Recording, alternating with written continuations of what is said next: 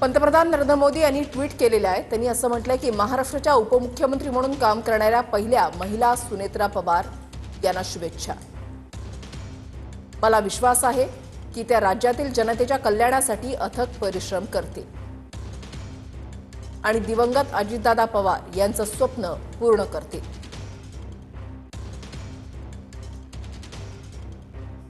सुनेत्रा पवार यांना पंतप्रधान मोदी यांच्याकडून शुभेच्छा देण्यात आलेल्या आहेत. आपण पाहतोय सुनेत्रा पवार यांच्यावर आमचा पूर्ण विश्वास असल्याचं या ठिकाणी त्यांच्या नेत्यांकडून सांगण्यात आलं.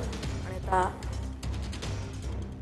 दादांनी महिला बहिणीच्या लाडक्या माझ्या बहिणी ह्याच आवाजानं कायम सन्मानित केलं आणि आज सुनेत्रा वहिनी या महाराष्ट्राच्या एक महिला रणरागिणी म्हणून नक्कीच चांगलं काम करतील अशा अपेक्षा आहे. जनतेच्या मनात होतं, आमच्या मनात होतं आमदारांच्या, ते झालेलं आहे. खरं तर कशा पद्धतीने बघता अजित पवार यांच्या निधनानंतर जी पोकळी निर्माण झालेली होती ती सुनेत्रा पवार भरून काढतील? निश्चितपणाने भरून काढतील, कारण त्यांनी त्यांच्या बरोबरीनं अर्धांगिनी म्हणून काम केलेलं आयुष्य घातलेलं आहे. त्यामुळे निश्चितपणाने त्यांचे विचार पुढे नेण्याचं काम ताई करतील.